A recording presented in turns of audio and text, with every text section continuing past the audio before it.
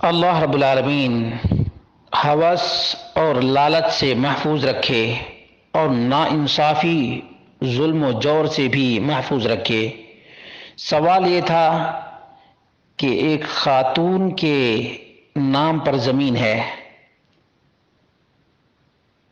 خاتون کا انتقال ہو چکا ہے، شوہر زندہ ہے، شوہر اپنے بیٹا جو ایک ہی ہے اسی کو بیوی کے نام کی جائیداد دینا چاہتا ہے، جبکہ دو بیٹیاں بھی ہیں، تو کیا ایسا کر سکتا ہے؟ اس کا جواب یہ ہے کہ نہیں، ایسا نہیں کر سکتا ہے، بلکہ اس زمین کی قیمت لگائی جائے گی اور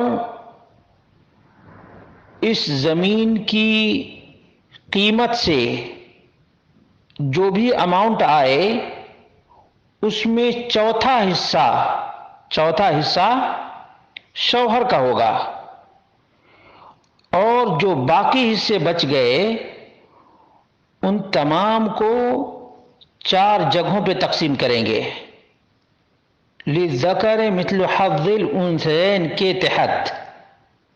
یہ زمین کی قیمت لگا کر ابھی بھی تقسیم کر سکتے ہیں، کیونکہ ان دونوں بیٹیوں اور ایک بیٹے کی ماں کا انتقال ہو چکا ہے، یہ جائیداد تقسیم کی جا سکتی ہے۔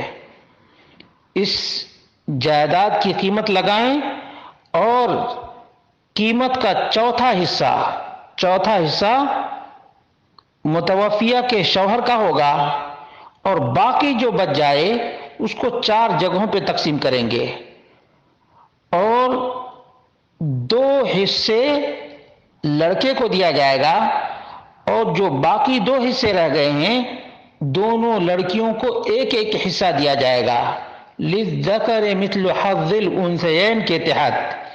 یہ شرعی تقسیم ہے، اور یاد رکھیں جو شرعی تقسیم کو نہ مانے وہ ظالم ہے۔ وہ کیا ہے؟ ظالم ہے، اس لیے کہ دوسرے کا حق مارنے والا ہو جائے گا۔ اور اللہ رب العالمین نے حدود قرار دیا ہے، تلک حدود اللہ، یہ اللہ رب العالمین کی حدود ہیں۔